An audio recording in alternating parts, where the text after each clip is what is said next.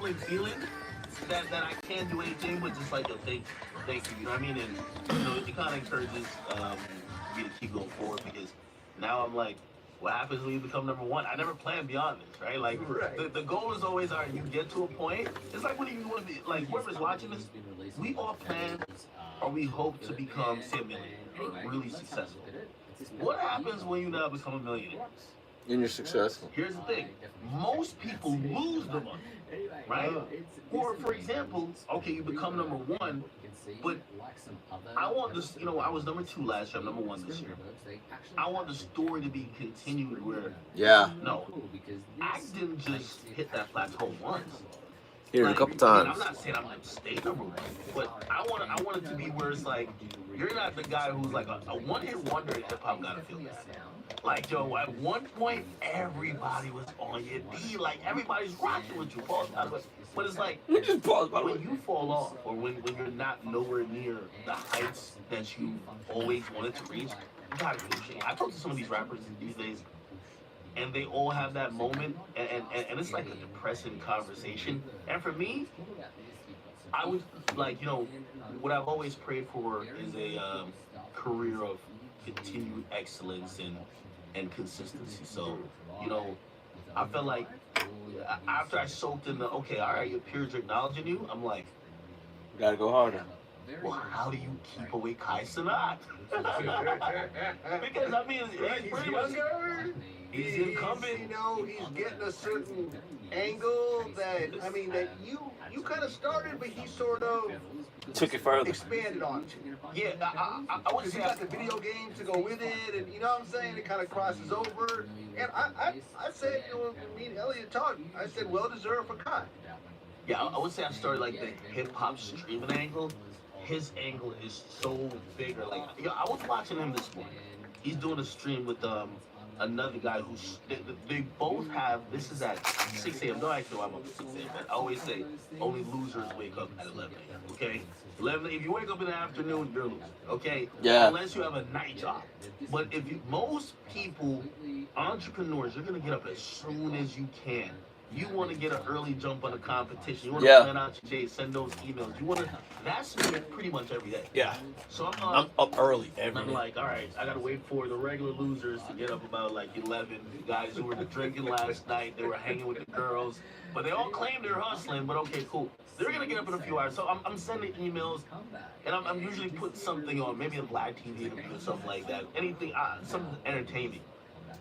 But I go on Twitch and YouTube, and I see Kai Cenat stream with another guy who's hugely popular named Speed. He streams on YouTube. I show Speed? Yes. Streams on YouTube. He streams on Twitch. This is at 6, 7 a.m. this morning. Both of these brothers have over 100,000 people watching. Yeah. And I think that's where they revolutionized the game. Yeah. They have this audience where it's like, wow. Oh man, no. Where's part 2? Where is part 2? Oh, there it is right there, part 2. There we go.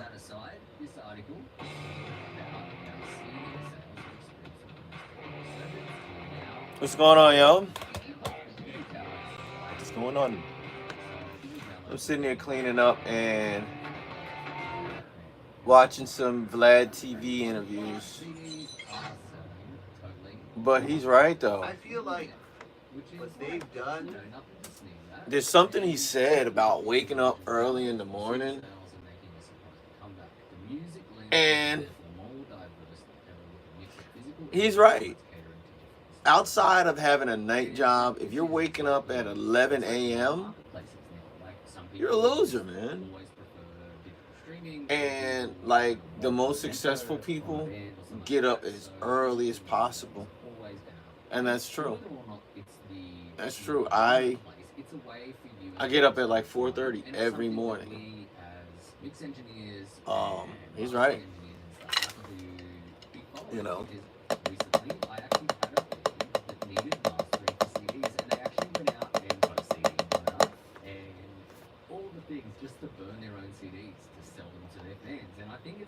which is smart, is that the problem that, for example, I run into is that I put out content, and after I put it out, it gets bootlegged everywhere. Yeah. Right? It shows up all over TikTok. People do shorts on YouTube. It shows up on Twitter. You're probably one of the original, like, let's bootleg his stuff. Yeah. Right? Yeah, Like, yeah, it's hard. It's like whack-a-mole. Like, you can't, I file copyright strikes, but you're not going to get it all, right? I feel like a majority of my views are coming on platforms that are not mine. But what the streamers have done is they get around that by like, yo, here's the live experience. You can't bootleg it. It's happening right now, and you got to tune in. It's a live show, and that's where the brilliance of it is. And shout out, man. I've never been that old man on the porch. I've always. Kai's not even hit me very early on. And he wanted an interview, and I said sure. He just never responded. Then he ended up taking off afterwards. But you know how me and you got down. Like, I reached out to you early. I reached out to Charlemagne early. I reached out to everybody very early. And this is why I have these kind of relationships, and why I have the guests on my show. Kai's a natural star. As a star. Yeah. I seen him from the get-go. When I was watching it this morning, I was just like, and I said this to a couple artists. I interviewed Paul G, which we'll probably talk about a little bit later. I said, what Kai is doing, first of all, like, I know a little bit more about the behind the scenes, and it might just seem like a guy just getting up and just, they used to crap on streamers, be like, hey, you're just streaming from your mother's basement or your bedroom. This guy, he has like a multi-hour, sometimes 24-hour, it's SNL. It's SNL for sound, kids. trackpad, notification. He gets people to do improv. They walk into his room, and whether they're dancing, reacting, he gets them to basically. I need to change the brightness. To his character. It's not about necessarily what he asks, right? It's not about what he asks, right? Like the vibe. Display sleep, never. He's not gonna be like, Computer hey, sleep, listen, never. you're in a beef with so and so. What's Okay. up? Like that's not his thing. His thing is, hey, you're here. He had Nikki. Keyboards. And some people get at Nikki for sometimes doing things or coming across her. Nikki was so fun in that. When I Desktop Kevin and Hart screensaver. saying 24 hours, he was like the coolest you know on what? the block. He was I there ain't with got time everything. for it. Yo, Whatever. let's do some dance, some pranks. We're doing like I just ain't got time. again, what he's done, and I've told him, I said, you revolutionized streaming because I stream, but the way how I stream is like Solo. yeah, and it's not about just being solo. It's right now. But I'm still like, hey, I'm the orator, I'm the broadcaster. It's like 6:45. He is like so Yeah, it's like all over 6:45. I was shooting from you all drunk. I've been up since like 4:30. Night Spice show up. You know what I'm saying? So it's like, what I've realized, and I give a lot of credit to you with this, is that, I remember early on when people, and I think that's when we all became cool, me, you, and Adam.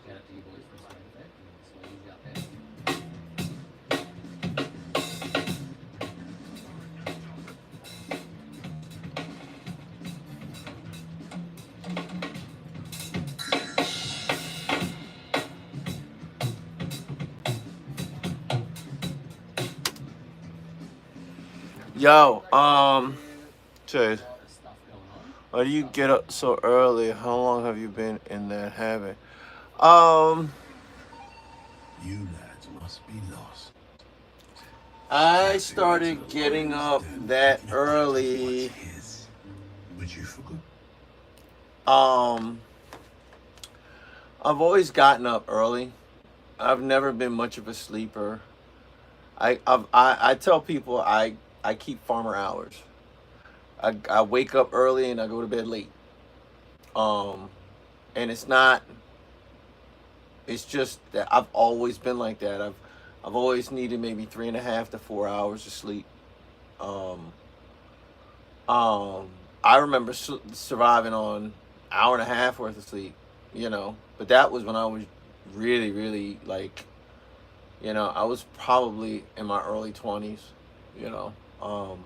and I was ripping and running a lot and hustling and trying to get gigs and, trying to get money and, but now I sleep about 4.5 hours, 4 hours. Number one, because There's a lot of stuff that I can't do when everybody else is up. I just can't do it. I can't, there's too much going on. Now I can relax. I can clear my mind. I can prep everything for what I'm going to do later on in the day. Um, but it's true, man. If you're getting up at 11 o'clock in the afternoon, you're a loser, man. Like, I'm watching this interview with DJ Academic. He's right, though. Absolutely. He Years was ago, I like, think the, people the, were the suffering. people who hustle, the people who make money, the successful people, moguls, they get up early because they want to beat the competition. That's why. And I think either well, I'll say this, either you have it or you don't. I've always been like that. So now I use it to just get an early start on everything and everybody and I use it to be ahead of everybody, you know. Um so yeah, man. It's oh wow.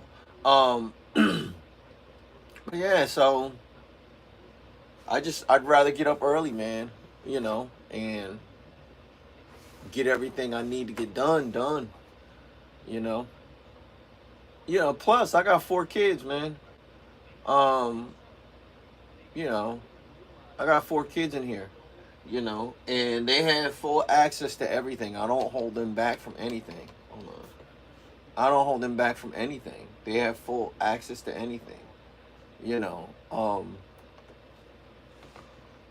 So if they come in, there'll be time I leave my door open, so they can, number one, if they're gonna be lifting weights in the weight room, I got a weight room right there. Um, and I'd rather me see them because if they're doing something wrong, I can kind of correct them. Or if they're down there, because we live in a shoeless household, like we don't wear shoes. So as you come to the door, you'll see like a big basket of shoes, or a pile of shoes on the side. We don't wear shoes. Um, so or we got slides. We'll give you a pair of slides if you whatever. But the only place you wear shoes is in the weight room because there's weights, and that's not a place to be shoeless. But outside of that, man, I you know, once the kids once because I get up, I've always been the one designated to get everyone up.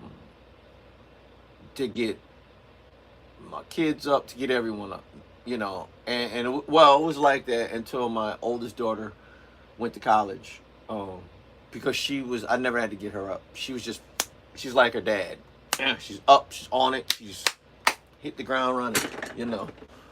Um, so, but yeah, man, I try to stress that to everybody.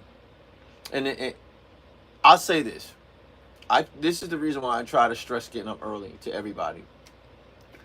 Because when you're sleeping, there's always somebody, whether intentionally or unintentionally, working for your job while you're sleeping. They're working to get your job. A job that was meant for you, and it's no offense, and they don't personally know you. That's why I say, and some may, but that's why I say, like, if you have a job, man, there's somebody, while you're sleeping, there's somebody working. That's why, a little secret, that's part of the reason why I got so good at such a young age. The way I play now, it like this has been all my life. Like, I've always been exceptional at a few things. Music is one of them. But somebody told me, man, they were like, look, while you sleeping, everybody else, another dude is waking up. Another dude is hustling to take your job. And I was like, wow. That really hit me. And I was like, he's right. You know?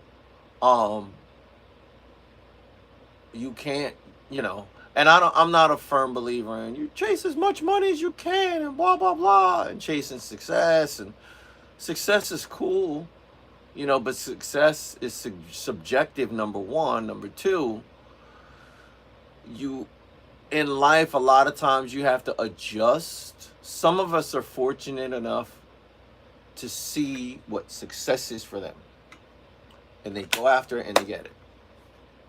Some people have a vision of what they think of success is, and it's really not the vision that they thought it was. And that's most people, whether they're giant stars or bricklayers. If you're a successful bricklayer and you run a crew and you have a company, that might be your success. But there's, you know, it might either be, dang, it turned out exactly how I thought, and it's, you know, but that's rare instances. A lot of times that happens, but it's relatively rare. It happens a lot, but it's relatively rare. Most people, they find success, and you could, like, for instance, Ted Turner, famous billionaire philanthropist. He started CNN. He was the one who backed Cartoon Network. He bought it and backed it. You had Turner Network Broadcasting. TNT still around. Turner Network Television. He's got Turner Field down here in the A, in Metro A. Turner Field, which now it's I think Georgia State plays there now. So that being said, he's quoted as saying, they asked him, like, now that you know, he was dating Jane Fonda and all this, you know, whatever. And they asked him, like, how do you feel about success? He said, let me tell you something. Success is like climbing up to a mountain just to get a coveted bucket and finding out the bucket's full of holes. It's like getting a bag. It's like finally fighting all your life to grab a bag, and the bag's full of holes. And I was like, wow. You know. So success isn't what you necessarily make it out to be. I had two paths. I could have been a success, and I've been approached with this multiple times. I could have had success in terms of being on tour, playing on these albums, eventually getting my own band, starting my own thing, and doing all this, and doing interviews. I could have did all that. I could have did that in the 80s, literally. Like, that's what I said. Different opportunities have come up to me multiple times, and I've turned them down. Back in the day, something told me to turn them down because the life I was living. You'd have saw me on Behind the Music, MARC, you know, how he crashed and burned, you know. So I see why hindsight is always 20/20. I see why that didn't pan out. I don't know what you believe. I believe in God. Whether you believe God, Allah, you know, the universe, nature, something was keeping me from that for my own good, and I realized later.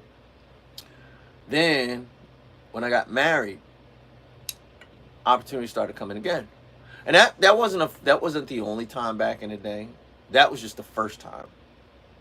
I mean, Warner Brothers contract and everything. And then the second time was Pegasus, which was a pretty big.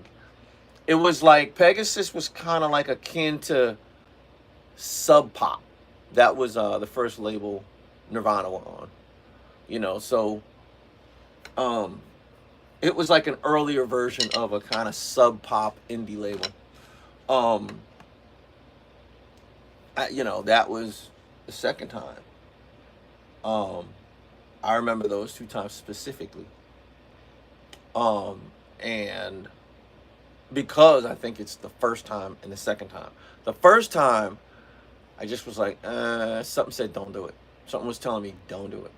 This wouldn't be good for you. Don't do it. I got bigger things for you. Don't do it. Second time, they were trying to rake us over the coals. I was like, I am not. And at the time, um, I had spent some time around, you know, just the scene, and you hear all these stories about dudes getting raked over the coals with contracts.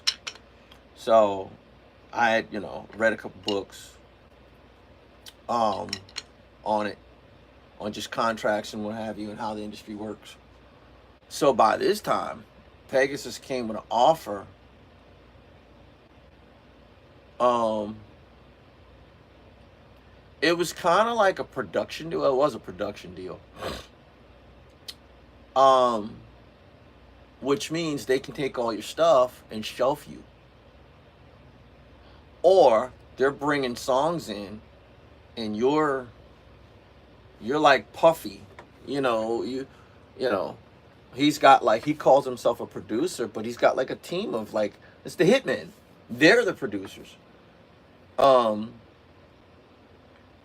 but and that's no slight against like Puffy. Um, that's just the business. That's the industry. Something I don't like. And they were going to essentially put us in a situation like that where we're fleshing out and bringing to life all of these songs that are being given to us, because that's what was happening. They were giving us songs, we were just knocking them out, man, making them dope, you know putting our own stank on it. We were producing, so you had a band, you had these four guys, and one of the guys, Trav, he rapped. We all lived in this big house. We lived in a 6-bedroom house.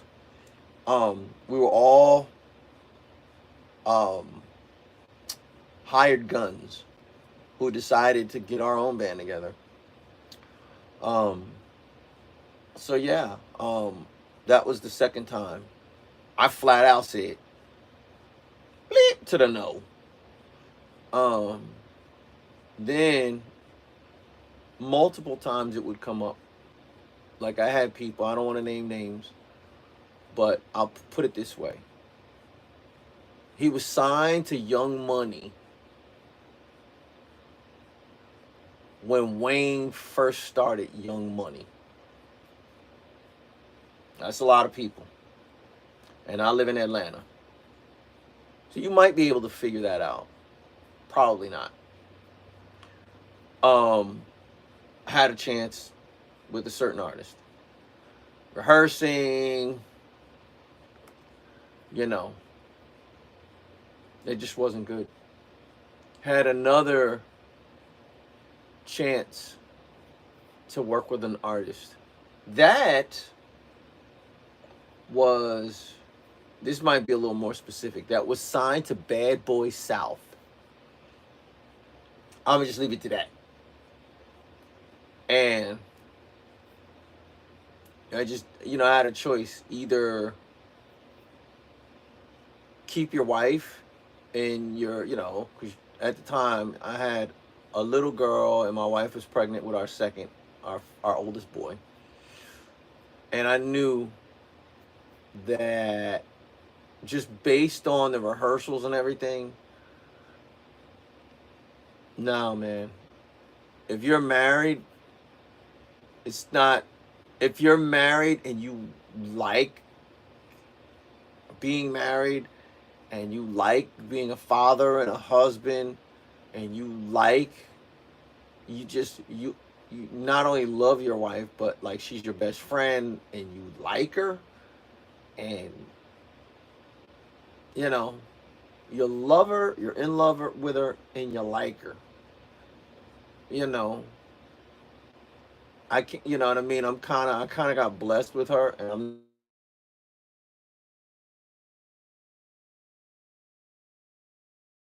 I'm not throwing that away. So I said, you know what? I'll just keep doing maintenance, but I'm not throwing, because I know me. Um, first of all, it's not like these, it's not like these dudes respect the sanctity of marriage.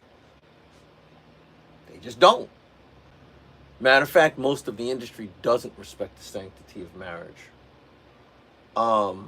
Fortunately, we live in a day and age where you don't have to rely on the industry. I came up where there was an indie scene, but your shot was, you were aiming to be part of the system. Now we're realizing the system sucks. The system is the same system that, I'll say this. The system is the same system that had a black woman who came up with a song, Hound Dog, teach this white kid. Then, once the white kid becomes famous, what the industry does is they feed him drugs and just push him out there until he dies in his 40s. That's what they did to Elvis. A lot of people, they're like, well, he took that black woman's music. Man, she gave it to him. She taught him the song. Stop. She taught him the song. She liked him. She taught him the song. He ain't steal nothing. Elvis didn't steal anything. She taught him the song. You notice she ain't say nothing? Because she taught it to him. You know what I mean? She taught it to him. You know, Elvis ain't steal nothing. The tragedy is that he became famous. And he just drugged himself to death. You know? And for me, man, Elvis was a generational talent, bro. He really was. He was like the Justin Bieber of their era. Imagine if Justin Bieber had nobody, there was no Justin Timberlake, there was nobody else. It was just Justin Bieber. That's it. You'll see how big he got. He lost his mind. Imagine being the first guy to pretty much introduce rock and roll to pop. He made rock and roll pop. He's the first guy. You know what I mean? You know, the fame and the pressure, and they're using, you know, in the industry, in Hollywood, they're very much intertwined. Music is sold to sell movies. Music is sold to sell. The concept of music selling for the sake of music selling is relatively new. Music was made to sell products. They made music to sell sheet music. Because back in the day, a lot of, like, playing piano was kind of normal. You know, it was a talent. It was something you did. It was, you know, playing instruments, it was something you did. So people had to have sheet music to play the instruments. Well, they made music to sell the sheet music. Then RCA, the record company, started a phonograph business. They started making phonographs. In order to sell those phonographs, they had to sell a product to sell the phonographs. So they started making records. And that's how the recording business kind of really took off. The recording industry. That being said, music, from its inception, a concept of just like music and recorded music, it was created to sell a product. By the time the 60s, by the time the late 60s came around, the music business, it was happening all up to, like, it was just a slow, like a groundswell. By the time you got to the late 60s, that was when people were just buying music because it was music. That was pretty much, that's what you did. You bought music for the sake of music. That's when guys were becoming multi-millionaires and just all kinds of crazy stuff. Well, nowadays we're looking at music. What the industry did was devalue it, you know, but a Pandora's box is opened. People expect music for the sake of music now. In addition to selling things. So once you devalue it, first of all, you built the system on gobbling up a lot of the extra money, because now music is being sold as a commodity in and of itself. It's not being sold as something to sell another commodity. Music has become a commodity. The industry explodes in the 70s. Really, it started really kind of like in the late 60s, but through the 70s when music was being sold as a product in and of itself. That's when it just got wild. Like the industry exploded. There was just like gobs of money in the industry. This lasted all the way up until probably 2099 to 2000. It took a little hit. But then once the streaming thing happened again, which really is a way to rip off artists, instead of paying on average, I'm jumping out the window. 13 songs, average vinyl was $10. I remember buying albums $9.99. All that $15 stuff, not happening. I'm not buying it $15. I will wait till it's $10. Because after that second week, it's gonna go from 15 to 10 because they want to keep selling them, and they got another artist that's coming around and they're taking all the sales, so they still got to make their money. So, but at first when streaming popped off, it was fair. $10. It's 99 cents. You download it, or you could buy the whole album for like $10. Sometimes it was 10, sometimes it was 12. Some artists sold, their music. Like I would download Stanley Clark stuff from iTunes, and his stuff was $1.29. $1.29 a download, which I understand now. The reason why he made his $1.29 a download, because I was putting my stuff up on iTunes for $1.99, but they take 29 cents out of that. So guys were saying, okay, well, $1.29, you know what I mean, $1.29. So when they take their 29, they still got $1. So I understand it. But it's now and then after iTunes, they said, oh, these guys that's when the MP3 player craze popped off, and then the iPod and all that stuff. Once they came out with the iPod, that was the end, because you could get Apple Music and run it on your iPod, which means it killed that completely devalued music. People say Napster. No, because they figured it out. iTunes figured it out. Apple figured it out. Only to further devalue. Well, I'm not going to say they did it. They followed suit. They had iTunes. Then you had Spotify and all these other companies streaming. And Apple realized, wait a minute. You mean these artists are putting up with the sucker move of getting paid 0.00034 cents a stream? They're actually buying that? They're buying the rigmarole just for fame? Just to get their stuff on your... What? Oh. So what Apple does is they create Apple Music. Paid subscription, unlimited songs. Then they discontinue iTunes. They really didn't discontinue it because I still use it. But it's pretty much discontinued. Like you it's not on, like you gotta, it's not on your phone. When you buy an iPhone, it's not on your phone. But that being said,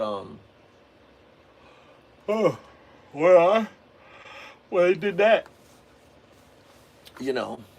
they devalued the very commodity that the record industry had come to rely on. Then, like now, you look at it now, man. A lot of you cannot build a system on a devalued product because you want to keep the money from the actual artist. That's actually what it is. You got so greedy, you stepped on your own foot. You were so busy stepping on artists' toes, and your boots got so big you stepped on your own foot, and now you're paying for it. And the thing about it is, artists, we're humans, man. And when I say we're humans, we're like rats, bro. We will figure out a way. If it's for us, our survival, we're like rats, man. We're not gonna sit around and be like, oh, and walk away and just put up with the system. We're gonna do something else, and that's what's kind of what's happening, man. The whole direct-to-consumer thing, and I'm telling you, what you're gonna see is you're gonna start seeing a lot of labels coming with direct-to-consumer package deals, where it's, oh, we'll set up your website, we'll do this. The reason why I know they're doing this, they're gonna do this, is because Universal is doing it already. They're already doing it. If you're going direct to consumer, they have a system now. And I'll say Universal is doing it. But there's so much corporate espionage. Best believe other people are they're setting up their own systems. What time is it? But good. But in terms of like artists are like, oh, somebody's gonna pay me for my music. If this system won't pay me, I'll sell it. And there's guys like Curtis King, what have you, making a lot of money, man. Curtis King sold a few copies on his first week. I don't want to say his first week, the first like maybe 3 days, man. He made more, he generated more money than he would have generated had he gone platinum on Spotify. He made more money. Kanye went #1. That Vultures album, it went #1. He sold it off his website. Do you know how much money that is? He kept all that money. He kept all that money, bro. He was #1. He sold so many copies of that Vultures album, Billboard had to acknowledge him as, they had to. And I was like, wow, like people hate Kanye. I was like, he must have sold a lot. If they're admitting that Kanye actually sold more than everybody else who's plugged into the system just from his website, man, Kanye made a lot of money, man. He made a whole lot of money. Trust me. If I don't know how, I'm jumping out the window. He probably sold it for $15 because it's probably got other stuff. Knowing Kanye, he's an extra dude. He's not only going to give you music, but he's going to give you extra music. And probably going to give you some merch or something free. Like Kanye is like that. He's a package deal kind of dude. But you probably paid like $15. I ain't researched this stuff, but you can go online, go on his website. It's probably like $15. And it probably has like Kanye, he'll put like 1,000 songs. He's one of them dudes. He put like 15 songs, 16 songs, 17 songs on an album. He's an extra dude. He's very extra,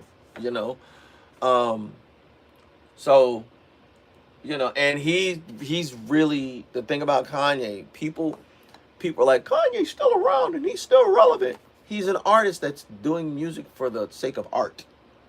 That's why he's relevant. That's why, as kooky and as wild as Kanye is, he's still relevant because he still makes music for the sake of art. He's not trying to sell out. He's trying to make a statement. Whether it's political or it's cockamamie or it's goofy or it's weird or it's quirky, whatever the statement is, he's actually doing it because he has something to say. It's not a hustle for him, And I mean, I think personally, man, that's what the industry is missing. It's a hustle. People, even that's everywhere, bro. Like the only place I don't really see it is like maybe jazz or like classical or something like that. But everywhere, it's the hustle, man. It's the, and really the hustle is over. The hustle is over. And all those people that came to the industry because they saw hip hop and they saw a hustle and they saw a way to make money, You're not gonna see them. You're not gonna see them. They're slowly going their way, and you're gonna start seeing working the McDonald's, and you're gonna start seeing these fall off rappers or these fall off Instagram, even comedians, the fall off, you know, meme rappers, fall off TikTok artists, because they had nothing to offer anybody besides the quick, quirky, little fun thing that they put out at the time. You're not really saying anything. Like, what are you saying? It's like James Brown said, you talking loud, but you ain't saying nothing. You talking loud, but you ain't saying nothing. So it is what it is. How he made $1 million from Spotify stock. I made money off of Spotify stock. Not $1 million. And I saw it come up early. I was like, you know what? I'm gonna invest in Spotify. I made some money. I invested in Zoom too. This was just before the pandemic. Made some money off that. But yeah.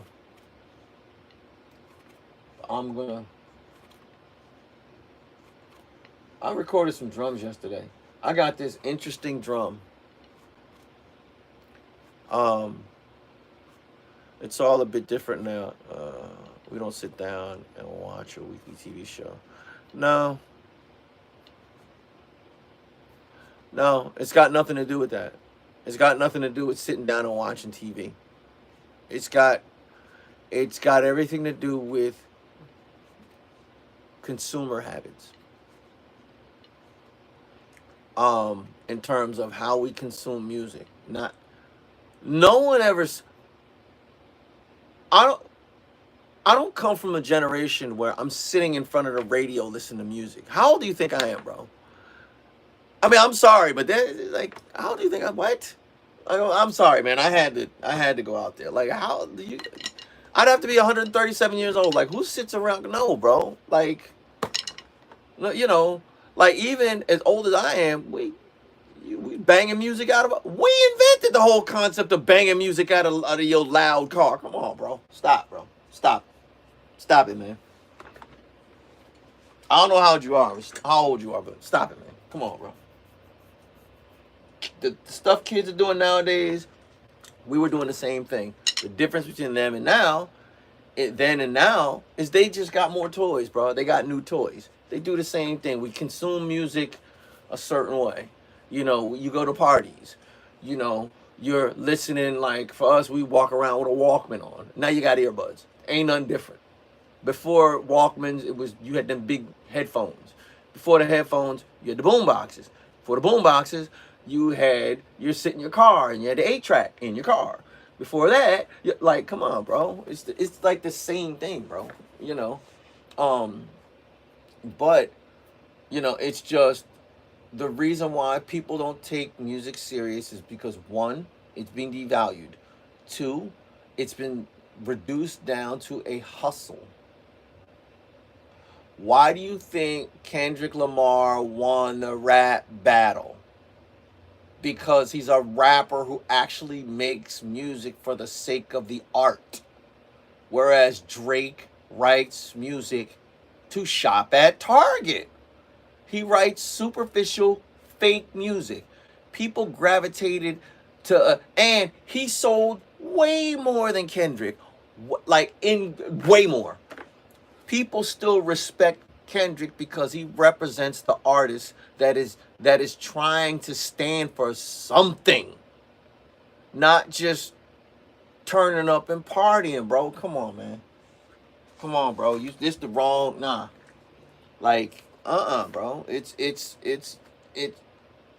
when you do something and you're trying to say something, you're trying to make a statement, and you're trying to do it for the craft, people will always instinctively gravitate towards it because it came out of a human experience, and other humans are going to listen to it. There's emotional content behind it. It's a real story. It's been changed around, but that's why reality TV, quote unquote reality TV, took off, because it's real lives. Drake writes, Kendrick writes The Wire. Drake writes The Cosby Show. He don't even write The Cosby Show. He like I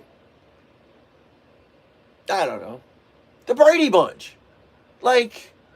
He's just it's just poppy enough to, and this isn't to bash Drake, because he knows how to write a hit song, but he's very superficial. His music he writes good music.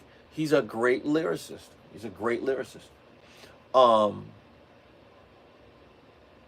But he writes superficial music. No one will ever respect someone who writes superficial music. They won't. They won't. I'm telling you. Maybe I'm old and I have the advantage of almost 60 years of experience and just insight. I've seen it. If you're doing stuff for issues and giggles, and you just la la la, they don't respect that, man. You're amusing. You're amusing. That's, you look at the biggest artist in the world. You look at Bob Marley. He stood for something. Tupac. He stood for something. Even Biggie, to a lesser degree, he stood for something. People who stand for something, or you look at Dr. Dre. I love Dr. Dre. I love Snoop. Snoop is a little different, because Snoop was writing a lot of his personal experiences. But ain't nobody checking for Dre. He wasn't even writing stuff. And his stuff is just superficial, bro. That's how it is. When artists start making stuff because they really want to show what they can do and present the world a work of art, that's when people will stop listening to music, because it's superficial. It's I heard this guy Dana Hawkins. He's a drummer. Pretty well known. He's been a Modern Drummer. He tours. He's all over the place. He's played with Michelle Ndegeocello. He's played with Evan Marion. He's played with what's her name? She plays bass. Esperanza Spalding, who Drake hates, because she won Grammy for Best New Artist and he didn't. But that's another story. Her. He's played with a lot of people. I met him at a Guitar Center, and he's playing bass. He's like, it's like, oh, Dana, what's good? He used to be in the local scene all the time. I'm like, Dana, what's good? He's like, what up, man? So I'm like, I didn't know you play bass. He's like, yeah. He was like, you play bass? I said, yeah. He said, grab one. I said, I'm left-handed, bro. I looked on the wall. At first, I looked on the wall. I was like, I'm left-handed. So I grabbed a right-handed one. We just sitting there playing. And he was just talking about music. I asked him, I said, man, how was it in Berkeley? He was like, it was all right. He said, it's kind of hard because my dad died my sophomore year. He said, man, knowing then what I know now, he said, I wish my dad would have gave me the money instead of pay for college. Because I could have, a lot of the stuff I learned in Berkeley, I could have learned, out in the real world. And I was like, you say that, but you play with Michelle Ndegeocello because she did a clinic. You sat in, she asked you to play, and you went on tour with her. You toured with, what's her name? Old girl, because y'all both went to Berkeley, so, But another thing he said music is like food. He said, certain music, it's an acquired taste. It doesn't mean it's not good for you. It's just an acquired taste. But you can't live off of popcorn, bubblegum music all the time. You have a skewed vision of what music is. You know, and I think there are a lot of people who just have a skewed view of what music is, because that's what they came up in. You know, um, I think as you get older, and I even question that, because I think as you get older, you you kind of, if music is your thing, I think you kind of, because I'm going how, because I was like, yeah, I listen to a lot of pop stuff, and I had jazz and rock and roll going in my house, but I was listening to pop. I was just a little kid, and it wasn't until I got into, you know, other stuff, that I started listening to really, really meaningful music. Um, but he is right, because there was a lot of stuff I had to acquire a taste for. I hated it. I'll jump out the window. When Van Halen 1 came out, I hated it. I hated that album. I hated it because I didn't understand it. Until I saw Van Halen live during their first tour. Told you I'm old. During their first tour, they played at Asbury Park Convention Hall. They opened up for Black Sabbath. The convention hall was built when Woodrow Wilson was president. That's how old it is. It was a retrofitted drop ceiling. Van Halen was playing. They were rocking so hard. Some of the ceiling tiles like fell out, bro. It was wild, bro. There was like, I left, man. After a while, man, Sabbath was so boring. Ozzy was like sloshy, slurred speech, and you know, I was like, I'm good, bro. I really came for Sabbath, but I was like, nah, I'm good. Um, and that's when I went back home and I listened to that Van Halen album. You know, and I was still like, I didn't understand it. It was an acquired taste. There's a lot of stuff for me in terms of music, even jazz, like straight ahead. It was an acquired taste. It was boring to me. Gospel, it's acquired taste. I'm not gonna say I hate it. I love the message. I was just like, it all sounds the same. It's like elevator music. I had to acquire a taste for it. Christian contemporary music, I had to acquire a taste for it. Vocal music, I had to acquire a taste for it. You know, just a cappella choral stuff. Classical. You know, these are forms of music I had to acquire a taste for them. I'm glad I did. It helped me as a composer. But music, he's right. Music is like food. There's certain music you have to acquire a taste for. And it doesn't mean it's bad for you. It's like food. You gotta acquire a taste for asparagus. Doesn't mean it's bad for you. It just means you gotta acquire a taste for it. You know. So I think, you know, the candy music, the ear candy, to use an old term. I think the ear candy has it, you know, with the advent of the quick access of social media, you know. But I think what happens is people get it, you know, I've been around for a while. I'm almost 60. I've seen it happen. People get tired and they move on. They move on from that whole pop bubblegum, because they start expecting more they don't want something for the sake of it. It's like you're eating for the sake of eating. You're eating candy just to taste the sweetness and all that, you know, and you know, and after a while, people get tired of it, bro. You're not gonna eat candy forever. You're gonna be like 50 years old still eating candy, like, you know. So, and that's what's going on. I think, you know, I think people are just getting older and they're tired of the superficial. You know, that's why a lot of what's going on. You know, they're tired of the lying. They're tired of the BS. They're tired of the manipulation that artists have to actually go through to put their music out, man. They're tired of that, man. They're tired of having to go to Diddy parties.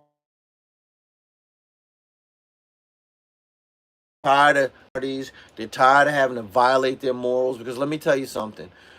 Diddy Diddy parties, that's the new moniker. Diddy's just the latest.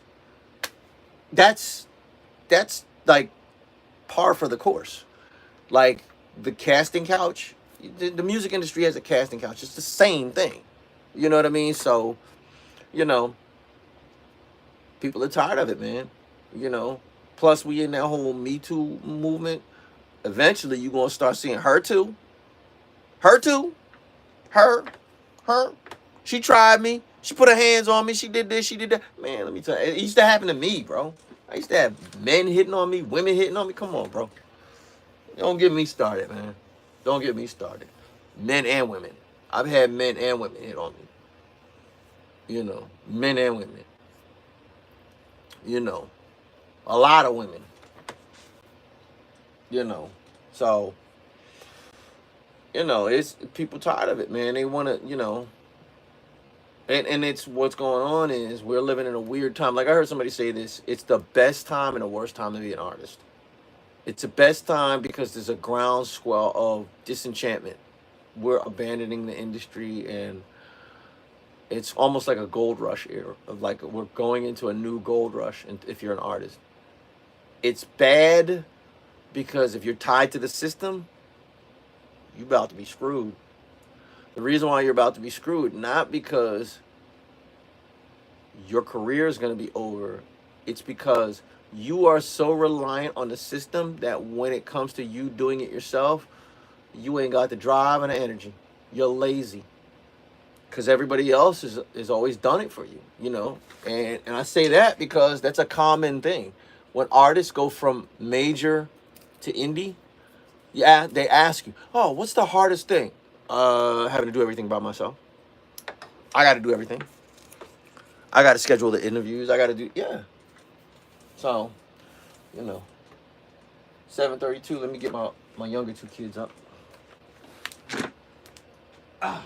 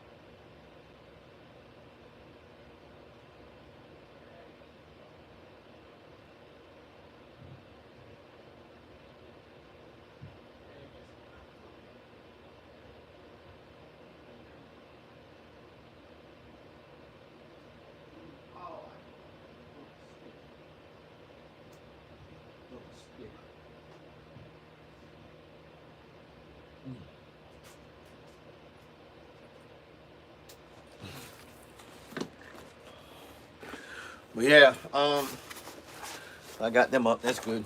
But I gotta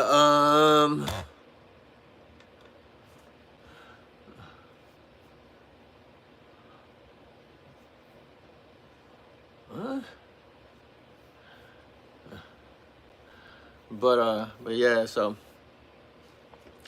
I got a few things going on. I just made this drum, man. It's dope.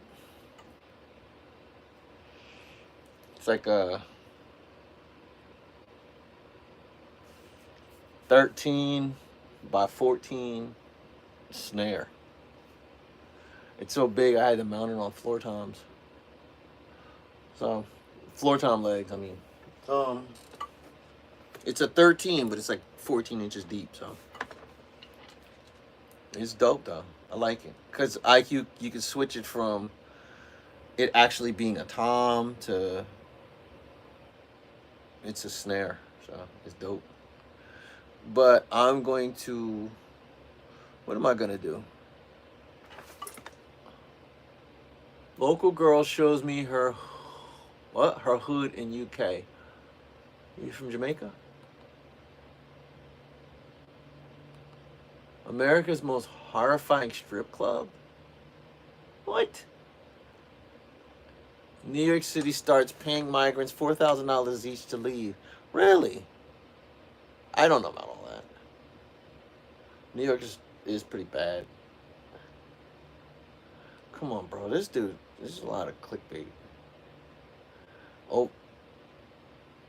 Oh. Yeah, like you know, if you go on social media, YouTube, whatever, you see it's like BBL's out of control. You know, it's rappers getting shot. Just, just weird stuff, man. You know, but you can see like people are tired of it, bro. Yeah, fake music industry. You know, what's this? Stop. Yeah. They're talking about 10 greatest bass lines in 1984, and, this is just, whoa, what happened there? Oh, wow. Oh, it's Detroit. Yeah, pretty much. So, the whole tough guy thug stuff is kind of corny, bro. It's just not working, They got thugs all over the world, And, like, if you're going to be an artist, you got to say something, bro. You gotta say something. You can't just be saying stuff just for the sake of, because you're trying to come up or you're trying to be famous. You got to be an artist first. Then think about making money at it. Then you'll get famous. Be an artist. Focus on. I didn't play in public for years. I didn't play in public for a good 4 years. Because I was like, I'm not going to waste people's time with a lousy performance or with mediocrity. I think we have learned to embrace mediocrity. The girls who seduced and killed Nazi soldiers, it was the French chicks. They were doing that in France. Yeah.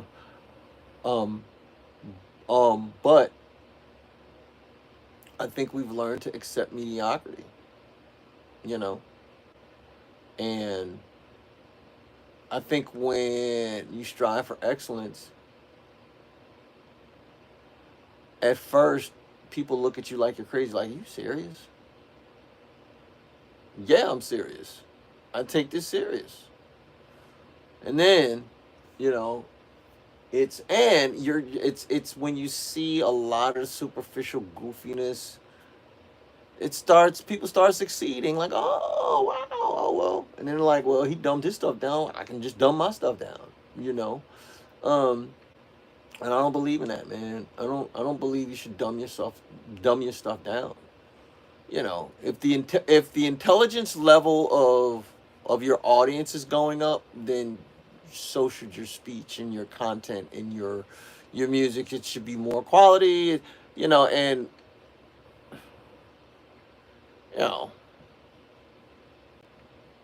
illiteracy ain't rampant in America. Put it that way. We're all pretty smart. We're all pretty reasonable. We're all pretty smart. A lot of what's going on now is dividing all of us, but we're all pretty much seeking the same thing. We're all looking for the same thing. We all want the same things. We're all pretty much at the same education level, blacks, whites, Asians, Latinos, whatever this social media. I hang out with blacks, whites, Latinos, and Asians. So I have all my life. I know a lot of Asian people. I know a lot of black people. I know a lot of white people. I know a lot of Latino people. I know a lot of people. We're all the same, literally. I'm gonna jump out the window. I've dated Asian women, black women, Latino women, white women. I've dated Asian white and Latino women more than I've dated. I'm married to a black woman, but I've dated outside of my race more than I've actually dated black women. They're all the same. They all act the same. They may have a different dialect. You know, they may have different speech patterns. They all want the same. They all act the same. It's literally, it's all the same, dude. If you're a dude and you're tired of a woman, you go to a white woman, you're going to find a lot of white women that, dang, I'm tired of her just like this black girl. Then you go to Asian woman. Oh, they're docile. Nope. Same thing. Oh, dang. I was going through this with the sister I was with. Yeah, because they're all the same, dude. And I'm making a point. We're all the same. Not just women, men. We're all the same. All of us, the kids, we're all the same. We all want the same things. We all strive for the same things. We all want better for our kids. We all, you know what I mean? We're all relatively at the same intelligence level, you know, on average. So when you got a situation like that, your art has to raise its intelligence. You know what I mean? The moment you start dumbing stuff down, like, eventually people like it because it's candy. But they're going to reject it because it's candy. And they're going to want real food, you know? So they're tired of the BS. And we live in the age of information, man, to the point where I think we have too much information. It's just, you know, I'm not going to say too much information. It's too much. It's access to, it's too much access to, it's the access to information is so easy. It's easy to slip in disinformation. That's what it is. You know, it's too easy to get, you know, you gotta do some research. You know, you can't look online and read. Like, there was a point in time where you say, you know, people were saying you can't believe everything on the internet. And then there was a point in time where it's like, well, you kind of can, because people are posting some real stuff on the internet. Like, if there's a Beirut bombing, there's a dude on Twitter talking about it. Like, he's like, there's bombs over to my house. Like, and he's tweeting it. Like, you know, but we've gone into the downside of it, which is the downside of access to all this information is access to disinformation. Easy access to disinformation. So you got to do some homework. You can't just listen to Fox or listen to CNN, or you got to listen to everybody. You know, you just gotta, you know, and that's with music. You got to be skeptical with everything, bro. You know, if a dude is offering you a deal, you better know the business, because there are words in contracts that are purposely made to sound one way but mean the complete opposite. That's how deceptive it is. Say Trump or Harris, neither. They both suckers. They both liars. They both in it for the money. I don't trust either one of them. I don't trust politicians. I think they're all. I think there was a point in time where politicians actually wanted to serve the community. I believe in that. I believe that they found a drive. I grew up with guys who wanted to be politicians because they were leaders.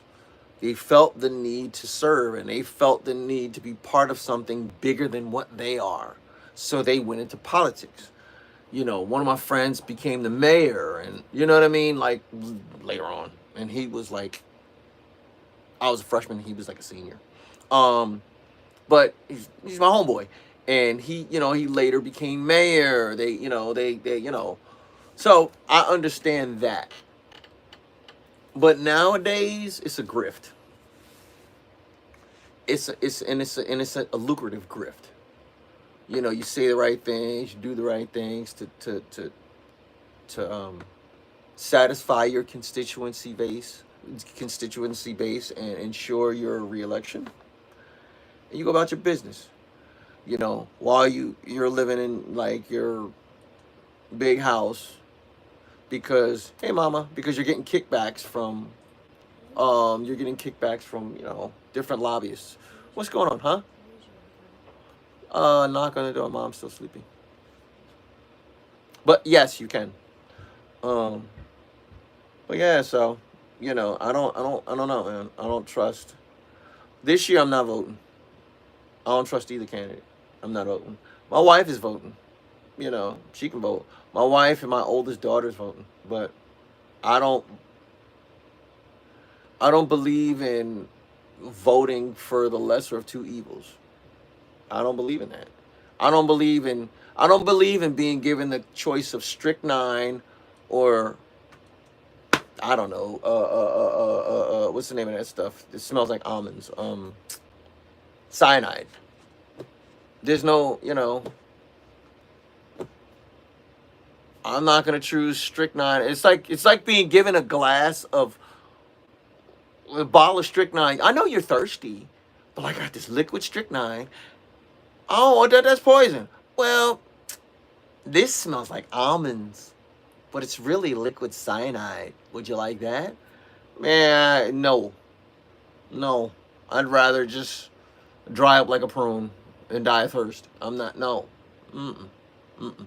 Until I find a candidate that I can get behind, that I feel that I can, and I'm not expecting perfection. I'm acting. I'm. You know. I'm not. I'm not. I'm acting. I'm looking for a candidate that speaks to my specific needs. Trump is peddling fear, and Kamala's peddling culture, but giving vague ideas of what she stands for. That's deception. You know, one's fear mongering and one's like placating. I can't stand behind either one of them. I don't believe either one of them. I think they're both lying. No. Next question. Thank you. Two wings on the same bird. Thank you. Yeah, no. I vote on the local level. You know, I vote on the local level. That's different though. It's a little different. You know. It's actually not a little different, it's a lot different. You know. But you know, because we can hold them accountable. We vote you right out. You know. Presidency, you got a bigger pool of people you got to deal with. And it's just all of this checks and balances stuff you got to deal with. You know, it's not that I haven't voted. You know, I voted for Bush and I voted for Obama twice. I didn't vote for Bush the first time. I voted for him the second time. I definitely voted for Bush the second time over Kerry. And then after that, I voted for Obama. I wasn't really feeling Trump. He's not a politician. He's not. Michelle Obama is more qualified than Trump. You know, the only reason why Trump got elected is because he's rich. And people think, they want to put this race thing. It's got nothing to do with race. It's because he's rich.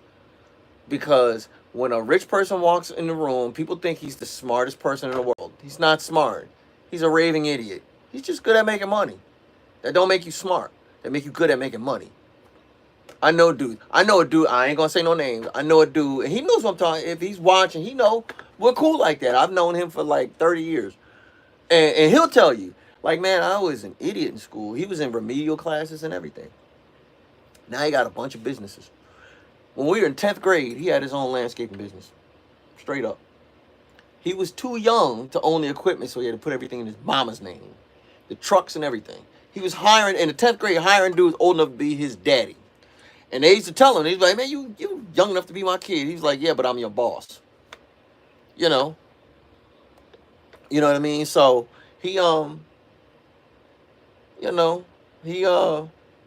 but he'll tell you, I wasn't smart. I knew how to count. That's all I needed. He knew how to hustle. He knew how to make money. He knew how, he knew how to generate business, you know? And when he described it to me, I was like, that's brilliant. I was like, it's simple, but it's brilliant. He's like, yeah, that's how I did it. I was like, wow. But buy low, sell high. That's basic. That doesn't take intelligence. Save your money for that big purchase. If you're, you know what I mean, save as much money as you can. you know, live below your means. Like, these all aren't intelligence things. These are character, delayed gratification things. These aren't intelligence. These are maybe emotional intelligence, because you definitely need that in a business. But it doesn't mean like you're academically gifted because you can make money or you were born into money. That's even worse, because you were born into it. And I think a lot of people don't, they think he made that money. No, his grandfather made that money. And then he moved from Canada to America, to New York in particular, and his father extended that wealth. And Trump sat in a situation that his father and his grandfather made. Now, I ain't hating him. I ain't hating. That's what you're supposed to do. I just recognize he's a rich guy. He's not a smart guy. He's not a politician. I don't even think he's racist. I just don't. I don't think he's racist. You know, he's brash. He's a businessman. He ain't racist. He's an opportunist. He ain't racist. There's a difference. He's like, if he can kowtow to white people, kowtow to black people, kowtow to Asians, like he's an opportunist, man. He ain't racist at all. Mm-mm. And I know that's gonna piss some people off, but that's the truth, bro. He's not racist. He's an opportunist. There's a big difference. Kamala, to me, she just seemed fake and phony, man. I remember when she was locking up people in Oakland. I remember all that stuff. She was locking up black men over dumb stuff. And that's how she made her way. She made her way by dumping on her own people. That's how a lot of politicians kind of make it. Obama was the only one who really didn't. You really don't hear dirt about him. He was on an up and up dude. He was an up and up dude. Kamala doesn't have that character. I could see Michelle Obama as president, definitely. I think Michelle should have ran before what's her name? Old girl. Before Kamala. Yeah, I just don't. She seems put together in a bad way. Like prefabbed. I'm just not impressed by her. And I know that may offend people, but it's my view, my thoughts. Don't like it, you can easily swipe away. It's no hard feelings, no offense. It's just what it is. But yeah, so I'm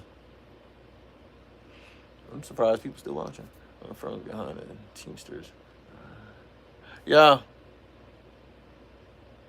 Thank you. Yeah. Thank you. North Atlantic Free Trade Agreement. Thank you. Thank you. Yeah. Yeah. Yeah. Yeah. Thank you. Yeah, man. NAFTA killed us, bro. It hurt. Well, it hurt us, bro. Yeah. Yeah. Yeah. Yeah.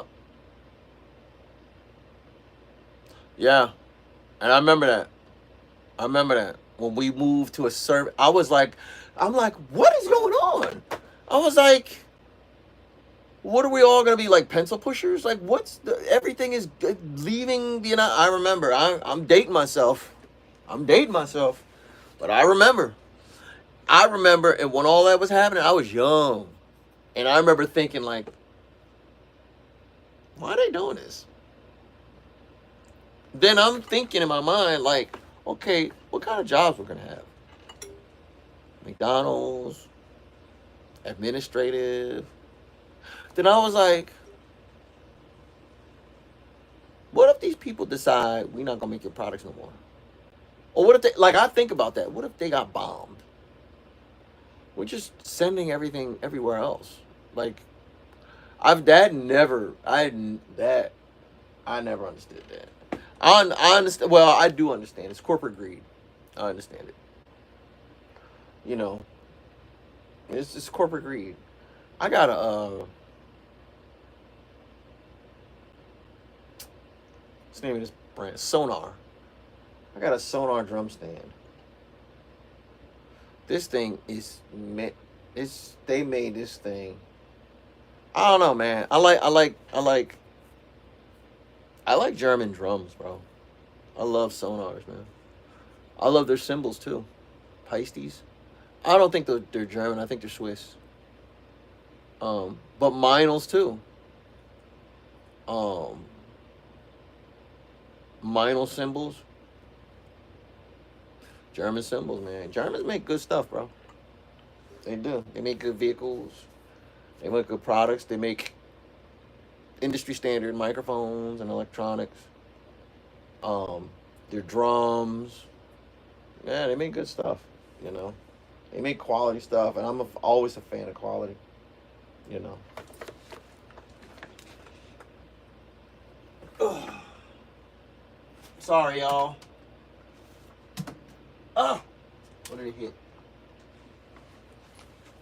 Ah, there we go. This is it right here. This thing is ridiculous. And it's heavy. I gotta clean it off though. Some dude. Yeah. Some dude, he left it. Well, he was, it's like my neighbor. He was emptying out his garage. And this dude walks out. I see a bunch of stands on the ground. He's walking out with a bass drum. I'm like, huh? So he's looking at me like, hey! And he puts it down. He was like, you want this? I was like, I'm the guy playing. He's like, oh yeah! You're the drummer. He's like, well, you can have it. He's like, it's been in the garage for a while. It's my uncle's kit. And I was like, I'll take it. Then, like we were just going to, I was out with my kids. We were going to ride scooters and stuff. So I said, all right, kids, put the scooters down. Oh, help me grab this stuff. So they grab it and put it in the house. And then we come back to grab our scooters. And old boy comes out with a handful of Zildjians. I'm like, what? Oh, yes. Give me all them. I want all of them. And they were nice ones, too. The hi-hats were K's. There's an 18-inch K crash ride. There's a cheap one. I don't know what it is. It's cheap. I'm going to get rid of it. Or just use it as a stack. But it came with a pair of K Custom Dark 13-inch hats. Which this is the second pair. I actually had another pair before. And it came with a K Custom 18-inch crash ride. Which is cool because I have a Zildjian, I want to say A Custom crash right there. So I was like, that's cool. You know what? I'm gonna say this. I've learned this. I've heard somebody say it, and I was like, "Woo! The mumbo jumbo is thick in the air." But I humbly have to admit that this person was right. If you embrace your art, it's God, Jesus, Allah, Yahweh, Jehovah, Shiva, Vishnu, Ram, whoever. Whatever Wiccans, whatever. The earth, it will open up and like things will fall like you become like a black hole for instruments. Like you really do. You become I've had people, hey man, I got this drum set. You want it? What? Yeah, I want it. Hey man, I got this guitar. You want it? Like I've had neighbors, hey man, one dude, he empties out apartments, like houses, like old houses. He empties out and he throws all the stuff away, but he'll come across drums and guitars and amps and stuff like that. I'm like, yeah, sure. So it's, it's when you embrace what you are, the world opens up to you, and it tends to move in the direction that you like, that you're going. Even my wife, the job she has now, she only got it because this is what she wanted to do. And the universe literally opened up. The universe, Jesus, the universe, Jesus, God, whatever you want to call it, literally opened up and gave her the job that she always wanted. You know what I mean? But she fully embraced what she wanted to do. And that was serve, um, domestic violence victims. So I've seen it happen, man. I've experienced it. I've experienced it multiple times. Where the universe or God, or I believe in God. I believe in Jesus, whatever. But I just say the universe because it generally encompasses it encompasses everything. You know. There we go. There was a cotter pin that was. Yep, and that's what did it. Yep, that's what did it. There's a cotter pin that was sticking out. I played with these jazz guys last night. This is like the second week I played with them.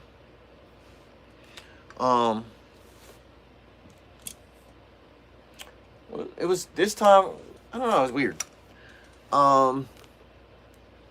This time wasn't as good as the last time. I think because these guys were I don't know. I feel like when people say they're into jazz, they know a few songs and that's it. Or they play an instrument, they're like, oh, okay. But when they have dudes who actually play, they're like, oh. But there was one dude, he was another guitarist. He was one of them, I don't even care. He just was shredding. He's ripping. I was like, oh, I like this dude. He don't care. He got fire. He got some testicles. He got fire, man. I was like, yeah. So we linked up afterwards, like we exchanged numbers. Matter of fact, I was like, I gotta keep him in mind. So I was like, yo, my man. He was like, yo, dude. He's like, you're sick, man. I love the way you play, bro.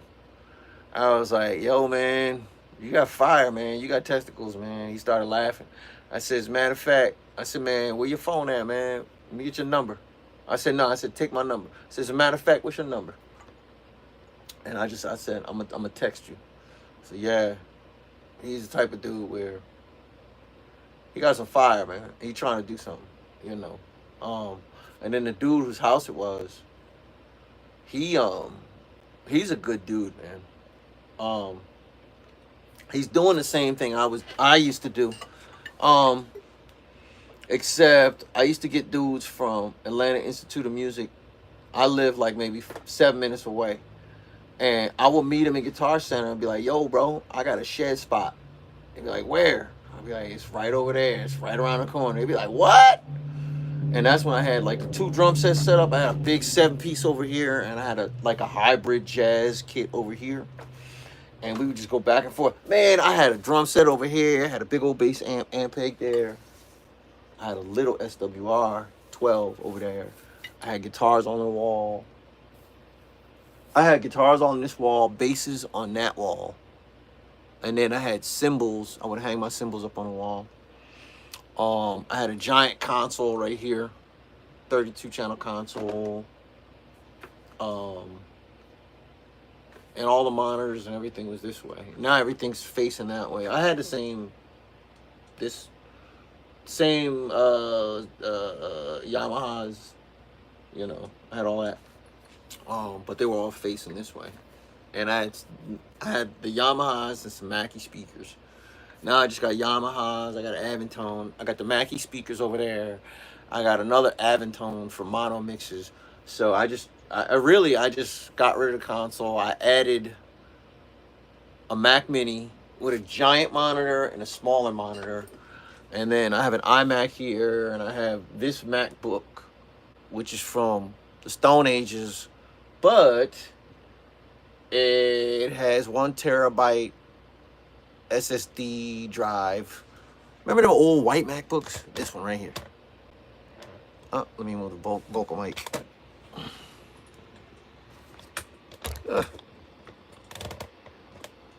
That right there. It's got like 12 gigs of RAM, a terabyte a terabyte hard drive, 1 terabyte hard drive, solid state. The thing runs like a dream. Then I got an iMac.